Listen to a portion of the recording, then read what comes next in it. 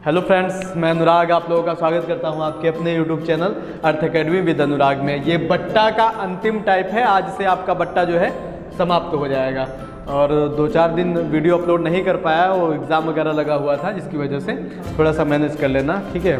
तो last day है आज, ये वाला टाइप ख़त्म करके आज चैप्टर क्लोज करते हैं और उसके बाद नया चैप्टर लेकर के आऊँगा और उसको भी बेसिक से पढ़ेंगे, ठीक है।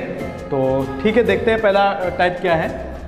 5वां टाइप है आपका। 4 टाइप आपके कंप्लीट हो गए हैं और प्लेलिस्ट मैंने बना करके डाली हुई है। 2-2 टाइप करके करवाए हुए हैं, 2 पहले में हैं और 2 दूसरे वाले में, ठीक है। तो ठीक है, देखते हैं, वीडियो को स्टार्ट करते हैं बिना देरी किए हुए। तो टाइप नंबर 5 क्या है, कह रहा है कि एक घड़ी का निर्धारित मूल्य। एक चीज़ और मैंने बताया था कि ये जो आपका अंकित मूल्य है, निर्धारित मूल्य है, सूची मूल्य है, ये सारे जो नाम होते हैं इसी के होते हैं, अंकित मूल्य के ही नाम होते हैं, ठीक है। तो अलग से आप नोट कर लेना, कहीं पर निर्धारित मूल्य मिल जाए आपको, सूची मूल्य मिल जाए या फिर अंकित मूल्य मिल जाए, वो सभी नाम एक ही के होते हैं। और मैंने क्या कहा था कि जो आपका लाभ और हानि होता है वो आपका जैसे लाभ आपका विक्रय मूल्य। विक्रय मूल्य आपका 2 तरीकों से मिलता है। कहाँ से? एक तो अंकित मूल्य, सूची मूल्य या निर्धारित मूल्य पर हम क्या देंगे, बट्टा देंगे, छूट देंगे, तब हमको विक्रय मूल्य मिलेगा। दूसरा कहाँ से मिलेगा? दूसरा मिलेगा हम क्रय मूल्य पर लाभ या हानि दे करके उस वस्तु को जब बेच देंगे तब वहाँ से मिलेगा। आ रही बात समझ में? तो ठीक है, देखो देखते हैं इसमें क्या है। निर्धारित मूल्य 720 रुपये, अर्थात इसका जो अंकित मूल्य क्वेश्चन ने हमको दिया हुआ है, अंकित मूल्य क्वेश्चन ने दिया हुआ है 720 रुपये अंकित मूल्य दिया हुआ है, ठीक है। तो रुपए था, एक व्यक्ति 2 बट्टों पर उसे 550.80 रुपए में खरीदा। एक व्यक्ति ने खरीदा है ना, और मैंने क्या किया है, बेचा है। मैंने बताया था, जाहिर सी बात है, एक व्यक्ति अगर बेचेगा तो दूसरा खरीदेगा, मेरा वो विक्रय मूल्य होगा और उसका क्या होगा, क्रय मूल्य होगा। तो कह रहा है कि 550.80 रुपए में खरीदा। यदि पहला बट्टा दिया है 10% का, पहला बट्टा जो दिया हुआ है क्वेश्चन ने मुझे 10% का पहला बट्टा है, ये पहला बट्टा, और यहाँ पर 550.80 रुपये खरीदा, विक्रय मूल्य है मेरा, उसका क्रय मूल्य है। तो कह रहा दूसरा पठनीय बट्टा है, वही बट्टा हमको फाइंड करना है, ज्ञात करना है। चलो ठीक है, और ये हम बेच रहे हैं ना भैया, तो हम अपना क्या लिखेंगे, विक्रय मूल्य लिखेंगे। विक्रय मूल्य कितना दिया हुआ है, 550.80 रुपये, ठीक है। ये हो गया आपका विक्रय मूल्य हो गया। और एक बट्टा दिया हुआ है हमको, बट्टा 1, पहला बट्टा दिया हुआ है हमको, पहला बट्टा लिख लेते हैं यहाँ पर, पहला बट्टा हमको कितना दिया हुआ है, 10% का पहला बट्टा दिया हुआ है। और दूसरा बट्टा हमसे पूछा है, और मैंने क्या कहा, किस तरीके से हमको विक्रय मूल्य मिलता है। ये जो विक्रय मूल्य लिखा हुआ है ये किस तरीके से मिलेगा, अंकित मूल्य पे जब हम बट्टा देंगे तब मुझे क्या मिल जाएगा, विक्रय मूल्य मिल जाएगा। तो अंकित मूल्य लिखो आप 720 रुपये, 720 रुपये अंकित मूल्य। और इसमें हम बट्टा, पहला बट्टा है 10% का, तो 10% का बट्टा मतलब छूट, मतलब हानि की तरह काम कर रहा है। तो कितने में बेचेगा भैया, 90% में बेचेगा, ठीक है। क्या किया मैंने, 100 माइनस 10, तब 90 आया आपका। और गुणा दूसरा बट्टा, पठनीय बट्टा, वो मुझे नहीं पता है, तो इसमें क्या करेंगे, 100 माइनस यक्स कर दो और बटा क्या हो जाएगा आपका, 100 हो जाएगा। और बराबर ये करने से मुझे मिला क्या, विक्रय मूल्य मिला। तो आप कहेंगे मुझे विक्रय मूल्य मिला है, तो बराबर विक्रय मूल्य आपको क्वेश्चन ने दे रखा है 550.80, राइट, ठीक है। तो अब देखो, बस अब कैलकुलेशन बचा हुआ है आपका। ये आप यहाँ से दशमलव हटा देंगे तो नीचे आपका 00 आ जाएगा। ये 00 से आपका 00 कैंसिल हो जाना है, ठीक है। और ये आपका 00 से ये 00 आपका कैंसिल हो जाना है, ठीक है। तो ठीक है, आप अब क्या करेंगे भैया, ये आपका 72 और 9 मल्टीपल में है तो गुणा कर दो इसको, ये हो जाएगा आपका। या फिर आपका देखो, ये अगर कट जाए तो काट लो, गुणा करके काहे लिए बड़ा करोगे, देख लो क्या ये कट रहा है इससे, तो ये आपका 5 5 10 8 18। अगर योग आपका 9 से कट रहा है, संख्या का योग अगर 9 से कट रहा है तो जाहिर सी बात है वो संख्या भी आपकी 9 से विभाजित हो जाएगी। ये मैंने विभाजिता के नियम में आपको बताया हुआ है। तो 9 से आप देखो कट जाएगा, ये 9 से काटेंगे तो क्या हो जाएगा, 9 छाक 54, 1 9 का 9, फिर 1 9 दूनी 18, आगे आपका 0 आ गया, ठीक है। अब देखो 4 से ये कट रहा है, 4 से ये कटेगा, और 4 से विभाजिता का नियम क्या है, इकाई और दहाई का अंक अगर 4 से कट रहा है तो वो आपका 4 से डिवाइड हो जाता है, ठीक है। तो 4 से आप देख लो, 4 1 का 4 और 4 32, फिर 4 से इसको काटोगे तो 4 1 4, 4 2 6, 4 5 20, 4 3 12, 0 हो गया। आ रहा समझ में?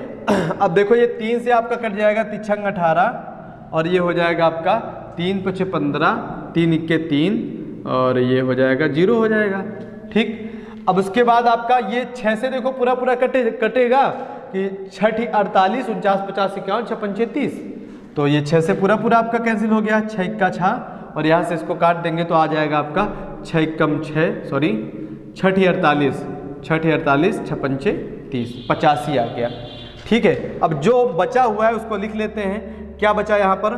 100 माइनस यक्स और बराबर उस तरफ आपका कट पिट के बचा आपका 85। ठीक है, 85।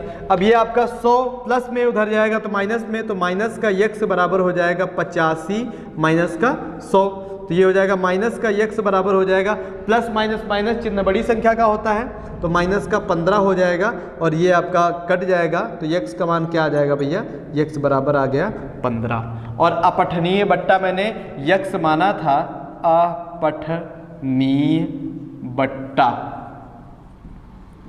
अपठनीय बट्टा मैंने यक्स माना था। ये देखो यहाँ पर अपठनीय बट्टा है। ठीक है, ये अपठनीय बट्टा मैंने यक्स माना था और उस यक्स का मान मैंने फाइंड कर लिया है। यक्स बराबर कितना आया है? 15 आया है, जो इस प्रश्न का उत्तर हो जाएगा। आ गया होगा समझ में? सिंपल सा क्वेश्चन है। अरे बात समझ में? कैलकुलेशन है यहाँ पर, घबराना मत, आराम से। अगर आपको दिक्कत हो रही है तो ये 72 और 9 गुणे में इधर भाग में ले आकर के तब काट पीट लेना। मैंने छोटा छोटा काट के आपको समझाने का प्रयास किया है, बाकी आप चाहते तो ये आप 72 से पूरा पूरा ले जा करके देख सकते थे। ठीक है ना, कोई दिक्कत नहीं है। नेक्स्ट क्वेश्चन आप देखो यहाँ से। नेक्स्ट क्वेश्चन क्या कह रहा है? सेम टू सेम क्वेश्चन है, अगर आपको लगाना है तो आप पहले लगा सकते हैं और ये थोड़ा सा इससे आसान ही है, ज़्यादा टफ नहीं है। यहाँ पे यक्स दे दिया है, मानना भी नहीं है आपको। ठीक है, तो देखो क्या कह रहा है? कह रहा है एक व्यक्ति का अंकित मूल्य 200 रुपये है और अंकित मूल्य पर जब हम बट्टा देते हैं तो हमको क्या मिलता है? विक्रय मूल्य मिलता है। ये देखो 96 रुपये में खरीदा, मतलब दूसरे व्यक्ति ने खरीदा और मैंने क्या किया है? बेचा है। मेरा विक्रय मूल्य है 96 रुपये। तो लगा लो आराम से। 200 रुपये क्या है? अंकित मूल्य है। 200 रुपये क्या है? अंकित मूल्य है और श्याम ने उसे 20% तथा यक्स प्रतिशत के बट्टे पर क्या किया है? 96 रुपये में खरीदा है श्याम ने। ठीक है, तो दुकानदार क्या करेगा भैया? 200 रुपये का 200 रुपये अंकित मूल्य था, उसमें दुकानदार ने 20% और एक यक्स % का बट्टा दिया है, तब जाकर के 96 रुपये में बेचा है। और व्यक्ति क्या कहेगा? मैंने 20% और यक्स % के बट्टे पर एक वस्तु 96 रुपये की खरीदी है। अरे बस समझ में? तो क्या कह रहा है कि 200 रुपये और इसमें पहला बट्टा है आपका 20%, तो अर्थात बेचेगा कितने में? 80% में। और दूसरा है आपका यक्स % में, तो 80% आया कैसे? 100 माइनस यक्स। मैंने अभी यहाँ पर बताया था आपका 100 माइनस 10 किया था तब 90 मिला था, तो यहाँ पर भी हम वही करेंगे, अर्थात 100 माइनस यक्स बटा 100, तब जाकर के मुझे क्या मिलेगा? विक्रय मूल्य मिलेगा। बेच दिया मैंने। आ रही बात समझ में? बस आपको ये हल करना है। आपका ये 00 से आपका 00 कैंसिल हो जाना है, एक ये सिंगल 0 से ये सिंगल 0 आप कैंसिल कर दो।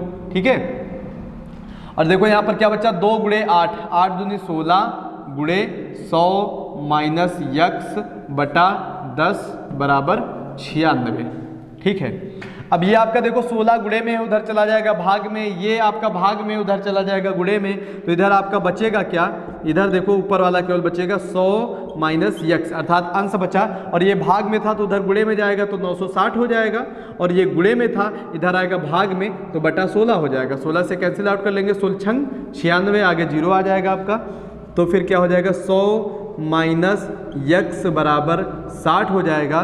तो यक्स का मान निकालना है, माइनस यक्स बराबर हो जाएगा 60 माइनस 100 हो जाएगा। ठीक है, प्लस माइनस माइनस चिन्ह बड़ी संख्या का होता है, माइनस का यक्स बराबर हो जाएगा माइनस का 40, ये कट जाएगा आपका, और आपका यक्स बराबर क्या आ जाएगा? यक्स बराबर आ जाएगा 40। यक्स क्या था भैया? अपठनीय बट्टा, अपठनीय बट्टा बट्टा है आपका, अपठनीय बट्टा। ठीक है, जो मैंने यहाँ पर माना हुआ है। आ रही बात समझ में? तो बिल्कुल नॉर्मल से प्रश्न है, कोई दिक्कत नहीं है। तो हालांकि आपके सारे प्रश्न हो गए हैं, एक दो ऐसे विविध प्रकार के प्रश्न हैं, उनको भी करवा देता हूं, फिर वीडियो को स्टॉप करता हूं। तो स्क्रीनशॉट ले लो अगर आपको नोट्स वगैरह प्रिपेयर करनी है तो, अभी और प्रैक्टिस करवा रहे हैं।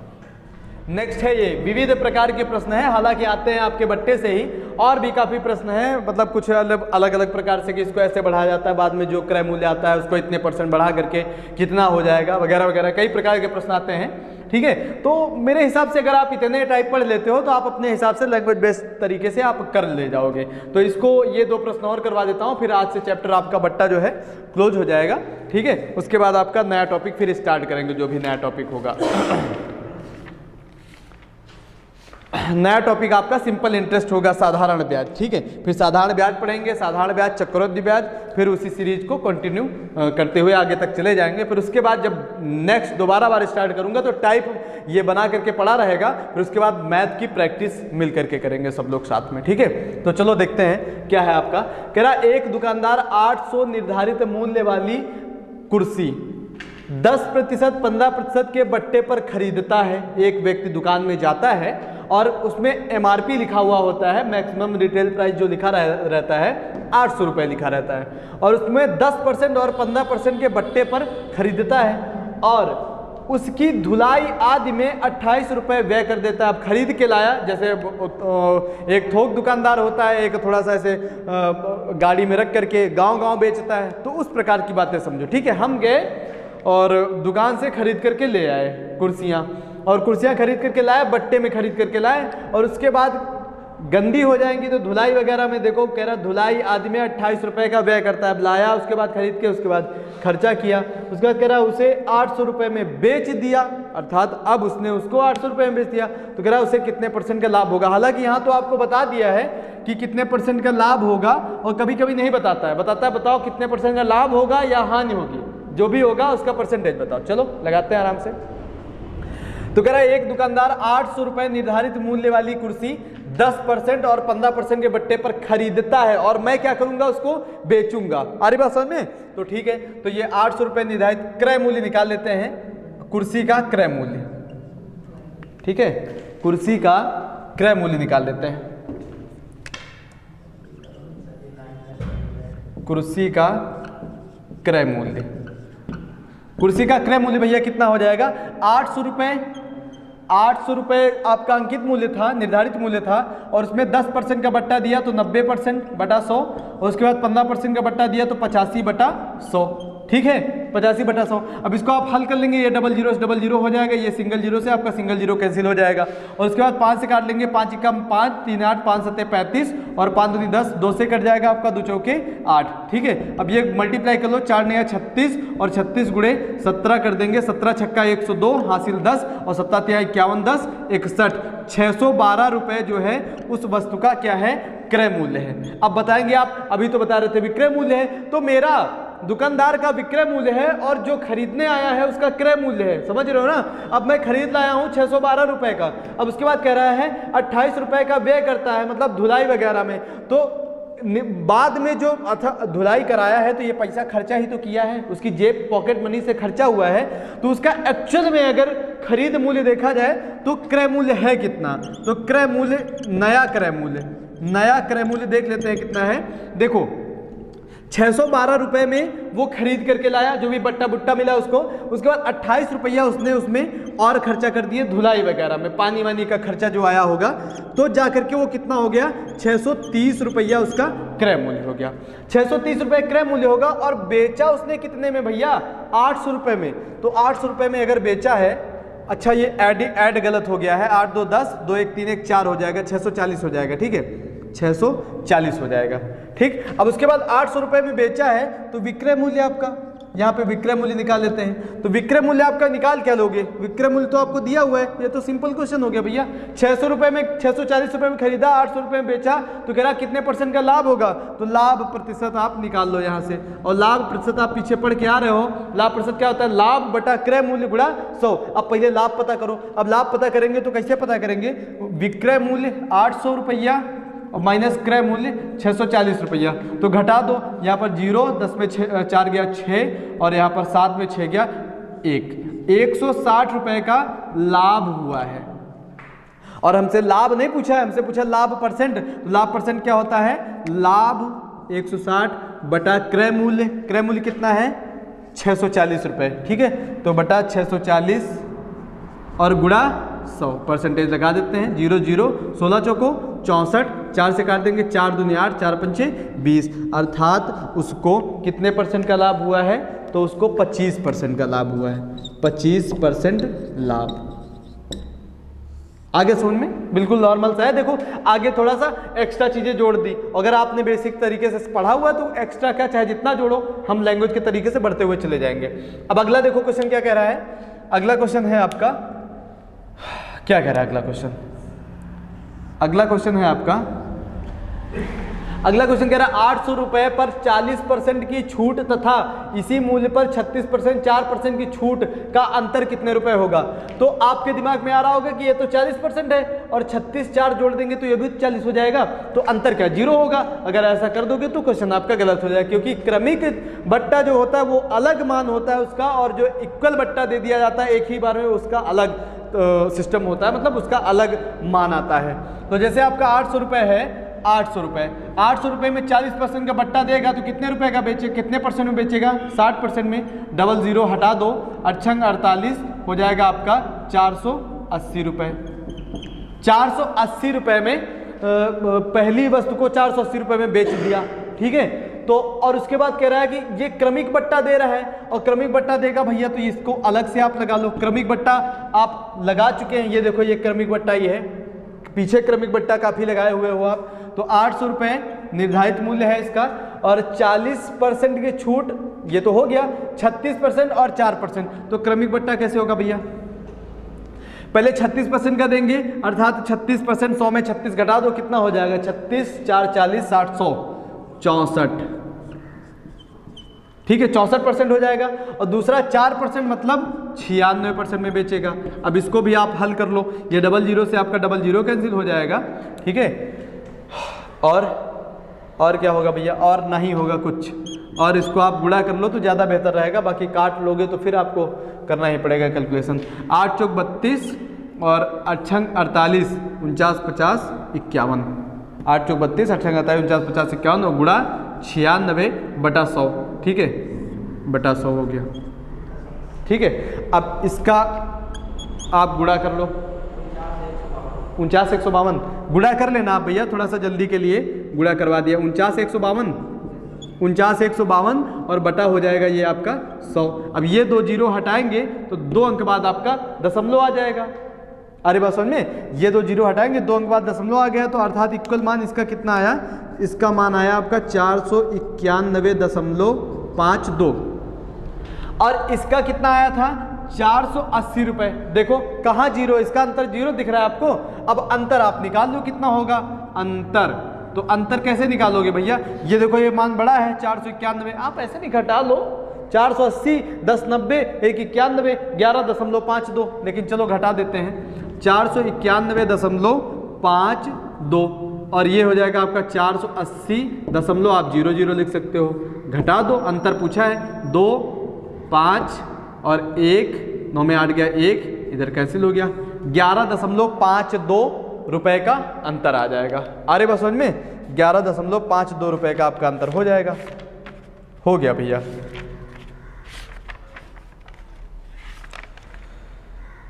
हाँ 11.52 रुपए का आपका अंतर हो जाएगा। तो ठीक है, मेरे हिसाब से चैप्टर आपका जो है समाप्त हो गया है। अब नेक्स्ट अब देखेंगे कैसे क्या है आपका। अब अगला आपका जो चैप्टर होगा वो साधारण ब्याज होगा, ठीक है। इसका स्क्रीनशॉट ले लो, अगर साथ में नोट्स बनाते चल रहे हो तो नोट्स बनाते चलना आप, ठीक है। बाकी रिवाइज करना तो रिवाइज कर लेना। इसका स्क्रीनशॉट ले लो और मिलते हैं नेक्स्ट वीडियो में साधारण ब्याज के बिल्कुल टाइप से उसी तरीके से। तो तब तक के लिए जय हिंद जय भारत।